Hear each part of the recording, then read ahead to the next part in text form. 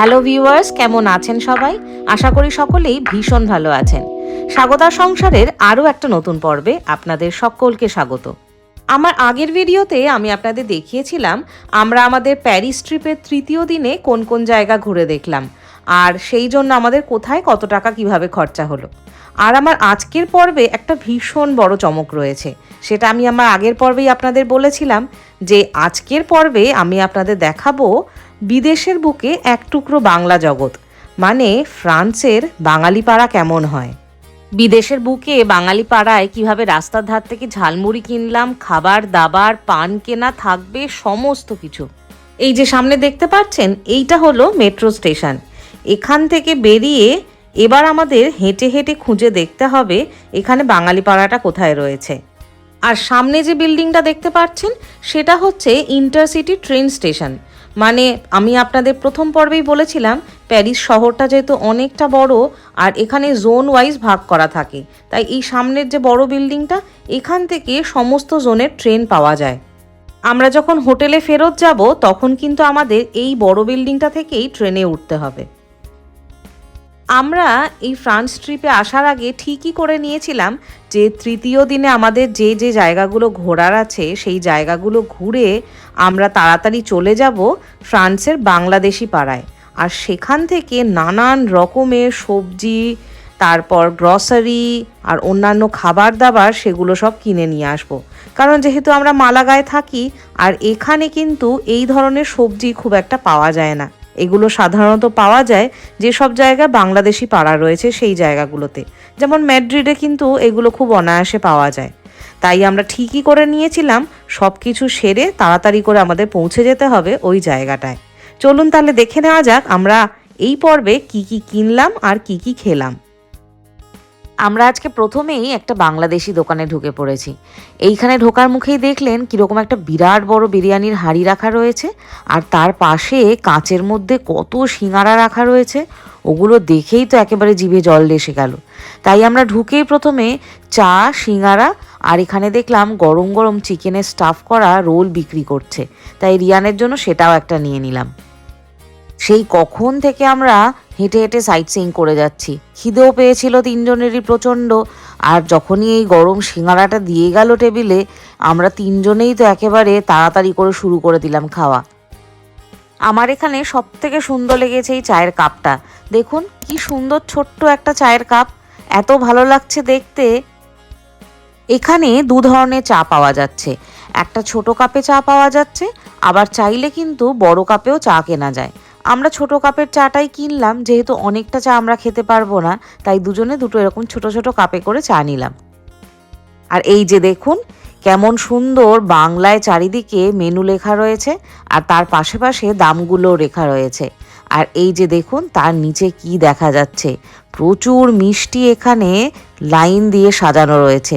ঠিক যেমন আমাদের দেশেতে মিষ্টির দোকানে লাইন দিয়ে মিষ্টি সাজানো থাকে, একদম যেন সেরকমই মনে হচ্ছে, তাই না?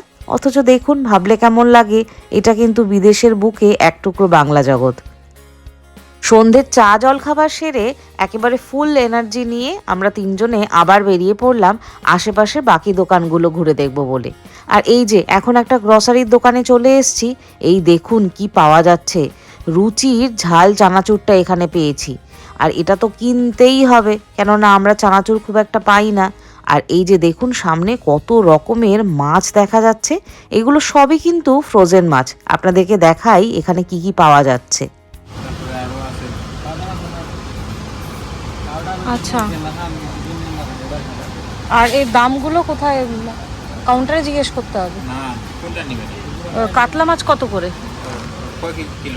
না না, ছোট মানে গোটাই নিতে হবে? আচ্ছা, মানে ছোট কতটুকু, কত ছোট মানে মিনিমাম কতটা হয়? 2.5 কিলো 3 কিলো হলে 390। কাতলা মাছের মিনিমাম দাম কত? 590। কাতলা এক সাইজের আছে, বড় সাইজ, বড়ই আছে, থেকে 10 কিলো মতো নেই, 590 করে কিলো। ওরে বাবা, 7 কিলো মানে তো অনেক। 6 কিলোর নিচে নাই। ও বাবা, দেখবেন একটা দেখবেন স্যাম্পল করে।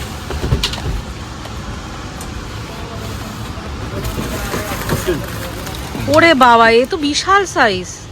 আর ওই ছোটগুলো ওইগুলো কি? এগুলো সরফুটি, এটা থেকে একটু হালকা ছোট আছে, এত ছোট না। ও বাবা বাবা, আমাদের দু তিন জনের সংসার, আমাদের তো মানে বিশাল বড়। আপনি ওই মৃগেল নিতে পারবেন বা রুই নিতে পারবেন। আচ্ছা, রুই, আচ্ছা। আর এগুলো সব ওই মানে মিষ্টি জলের মাছ? হ্যাঁ, বাংলাদেশের মাছ সব। ইলিশও কি এরকম ড্রাই আছে? হ্যাঁ, ইলিশও আছে। হ্যাঁ, ইলিশ আছে, ইলিশ আমাদের দেশিটাও আছে, এটাও আছে। মাছটা এবারে আর আমরা কিনতে পারলাম না, কারণ ওটা যেহেতু খুব তাড়াতাড়ি পচে যায়, তাই ওটা আইস বক্স ছাড়া নিয়ে আসা খুব মুশকিল। আপনাদেরকে আমার আগের পর্তুগাল ট্রিপে দেখিয়েছিলাম আমরা পর্তুগাল থেকে কত মাছ কিনে নিয়ে এসেছিলাম। এমনকি ম্যাড্রিডেও যখন যাই তখনও ওখান থেকে মাছ কিনে নিয়ে আসি অনেক, কারণ তখন তো গাড়িতে যাই আর সাথে আইস বক্সটাও থাকে। কিন্তু এবার তো আমরা ফ্লাইটে গেছি, সাথে আইস বক্স নেই, তাই মাছটা আর কেনা হলো না। এখন আমরা সবজির জায়গায় চলে এসেছি। এই যে দেখুন কত রকমের সবজি বিক্রি হচ্ছে, আর এই সবজিগুলো কিন্তু আমরা মালাগাতে কোনোটাই পাই না। এগুলো পেতে গেলে আমাদেরকে সেই ম্যাড্রিডে যেতে হয়, তাই এখান থেকে সবজি অনেকটা কিনে নিলাম, কারণ সবজিটা খুব সহজে পচে যায় না। আর এই যে দেখুন গন্ধরাজ লেবুও পাওয়া যাচ্ছে এখানে। এই সব কিছু নিয়ে এখন আমরা বিলিং কাউন্টারে চলে এসেছি বিল করব বলে। চানাচুরের প্যাকেট, সবজি, এই সব কিছু মিলে আমাদের আজকে টোটাল বিল হলো এই দোকানে 9.34 ইউরো, মানে ইন্ডিয়ান কারেন্সিতে বলতে পারেন 905 টাকার মতন। আর এই যে দেখুন সামনে কিসের স্টল দেখতে পাওয়া যাচ্ছে। এই যে দেখুন কেমন পান বিক্রি হচ্ছে, আর তার সাথে বিক্রি হচ্ছে এই যে ঝালমুড়ি। এটা দেখে আমি এত আনন্দ পেয়েছি, ঝালমুড়ি স্টল কিন্তু আমি ম্যাড্রিডেও কোথাও দেখিনি। এই প্রথম দেখছি ঝালমুড়িরও স্টল এখানে দেওয়া রয়েছে, আর সেখান থেকে এরকম ঠোঙায় করে ঝালমুড়ি কিনে নিয়েছি। এটা খেতে খেতে এখন বাকি জায়গাগুলো ঘুরে দেখব। আমরা এখানে 5 ইউরো ঝালমুড়ি কিনলাম, মানে ইন্ডিয়ান কারেন্সিতে বলতে পারেন 485 টাকার মতন। আর সেই ঝালমুড়ি খেতে খেতে এখন চলে এসেছি আমাদের ডিনারটা কিনবো বলে। এই যে দোকানে দেখুন কত রকমের খাবার পাওয়া যাচ্ছে।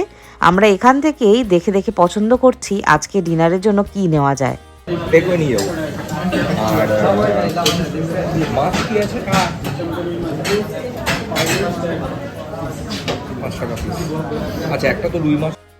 এই বাংলাদেশি রেস্টুরেন্টগুলোতে কিন্তু অন্যান্য ইন্ডিয়ান রেস্টুরেন্টের থেকে খাবারের দাম অনেকটাই কম থাকে, এবং খাবারের কোয়ান্টিটিও আপনারা দেখতে পাচ্ছেন অনেকটা করেই দেয় এরা। আর স্বাদের তো কোনো কথাই হবে না, ভীষণ সুন্দর খেতে হয়।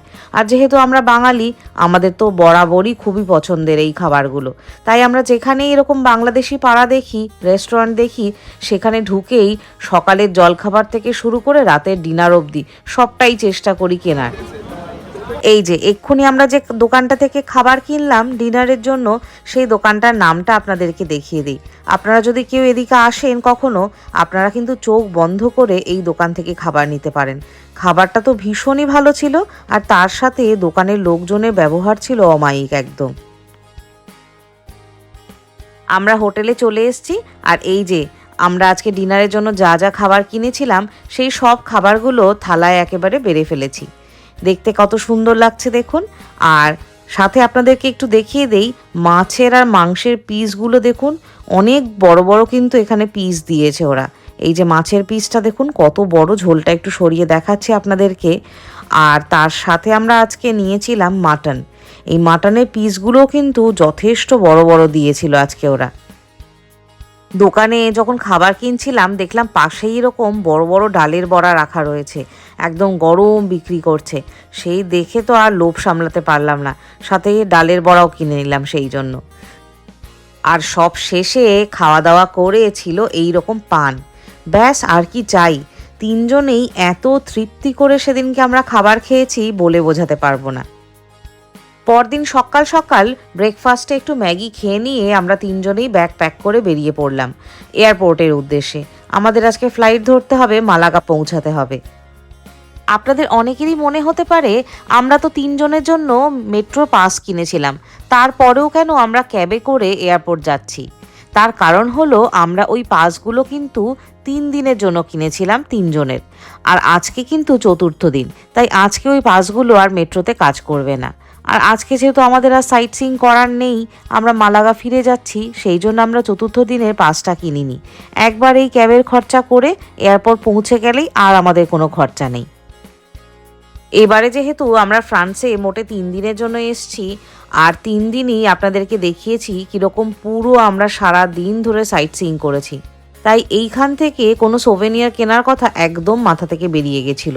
এখন এয়ারপোর্টে এসে মনে পড়লো আমরা তো আমাদের ফ্রান্সে ঘোরার স্মৃতি নেইনি, সেই জন্য তাড়াতাড়ি করে একটা দোকানে ঢুকলাম, এখান থেকে দেখে শুনে সোভেনিয়া নিয়ে নিচ্ছি, যাতে বাড়ি ফিরেই আমাদের ফ্রিজেতে আরও একটা দেশের ম্যাগনেট অ্যাড করতে পারি। তারপর অনেক দিন পর যখন ওই ম্যাগনেটগুলো তাকিয়ে দেখব, তখন এই সমস্ত দেশে ঘুরে বেড়ানোর স্মৃতিগুলো চোখের সামনে জ্বলজ্বল করে উঠবে। আমরা যে ভুলটা করেছি সেটা কিন্তু আপনারা করবেন না। কোনো সোভেনিয়ার বা ম্যাগনেট যদি কিনতে হয়, সেটা কিন্তু বাইরে থেকেই কিনে নেওয়া ভালো, সেখানে অনেকটা কম দাম থাকে। আর এয়ারপোর্টের মধ্যে থেকে কিনতে হলে 2 গুণ বা 3 গুণ টাকা দিয়ে সেই একই জিনিস কিনতে হয়, কিন্তু আমাদের তো আর হাতে কিছু করার ছিল না, তাই আমরা এখান থেকেই কিনে নিলাম, কি আর করা যাবে। আমরা বেশ সময়ের মধ্যেই পৌঁছে গেছি, এখনও আমাদের ফ্লাইট ছাড়তে 1.5 ঘন্টার মতন দেরি। রিয়ান এখানে জুম করে দেখছে এই স্ক্রিনে আমাদের পিএনআর নাম্বারটা দিয়ে আমাদের এয়ারক্রাফটটা কোথায় দাঁড়িয়ে রয়েছে। আমাদের সিকিউরিটি চেক আর অন্যান্য সমস্ত ফর্মালিটিস হয়ে গেছে, আমরা আমাদের বোর্ডিং গেটের সামনে এখন বসে অপেক্ষা করছি।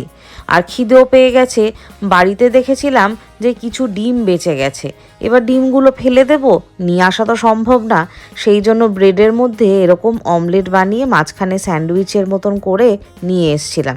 খিদে পাচ্ছে বলে সেইটাই বার করে এখন একটু খেয়ে নিচ্ছি। আমাদের ফ্লাইট ছেড়ে দিয়েছে, এখন মাত্র 2.5 ঘন্টার অপেক্ষা। 2.5 ঘন্টার মধ্যেই আমরা প্যারিসের ওরলি এয়ারপোর্ট থেকে পৌঁছে যাব মালাগা এয়ারপোর্টে। যেহেতু এয়ারপোর্ট থেকে আমাদের বাড়ি খুব একটা দূর নয়, সেই জন্য বিকেলের মধ্যেই আমরা বাড়িতে ঢুকে গেছি। তাই বাড়িতে ঢোকার আগেই বাড়ির ঠিক উল্টো দিকে যে সুপার মার্কেট রয়েছে, সেখান থেকে এরকম চিজ ব্রেড কিনে নিলাম সন্ধ্যের জলখাবারের জন্য। আর এই যে দেখুন, মাইক্রো ওভেনে 1 মিনিট ঘুরিয়ে নিলেই এটা কত সুন্দর রেডি হয়ে যায়। চা আর চিজ ব্রেড খেয়ে চট করে একটু ভাতের জন্য জল বসিয়ে দিয়েছি। আজকে রাত্রিবেলায় একটু গরম ডাল, ভাত, আলু সেদ্ধ আর পাঁপড় ভাজা খাওয়ার খুব ইচ্ছে হচ্ছে। কত দিন হয়ে গেল বাড়ির খাবার খাই না। আমাদের আবার বেশি দিন যদি ভাত না খেতে পারি না, তখন একটু মনটা কেমন খারাপ লাগে, মনে হয় যেন একবেলা অন্তত একটু ভাত খেতে পারলে ভালো হতো। যারা এখনও অবধি আমার চ্যানেলকে সাবস্ক্রাইব করেননি, তারা আমাদের স্পেনে থাকার আর ইউরোপ মহাদেশের নানান রকম দেশে ঘুরে বেড়ানোর মজার ভিডিও দেখতে এক্ষুনি আমার চ্যানেলকে সাবস্ক্রাইব করে ফেলুন। আজকের ভিডিওটা তাহলে এখানেই শেষ করছি। কেমন লাগলো অবশ্যই কমেন্ট করে জানাবেন, আর যদি ভালো লেগে থাকে তাহলে অবশ্যই একটা লাইক করবেন। আগামী পর্বে রয়েছে একটা বিশাল বড় চমক, রয়েছে একটা নতুন দেশ ঘুরে দেখার অভিজ্ঞতা। আপনাদেরকে নিয়ে যাব সুদূর উত্তর মেরুর একটা দেশ ঘোরাতে, সেটা হলো নিশীথ সূর্যের দেশ মানে নরওয়ে, আর সেখানকার সমস্ত অভিজ্ঞতা আপনাদের সঙ্গে শেয়ার করব। তাহলে দেখা হচ্ছে আগামী পর্বে। সবাই ভালো থাকবেন, সুস্থ থাকবেন।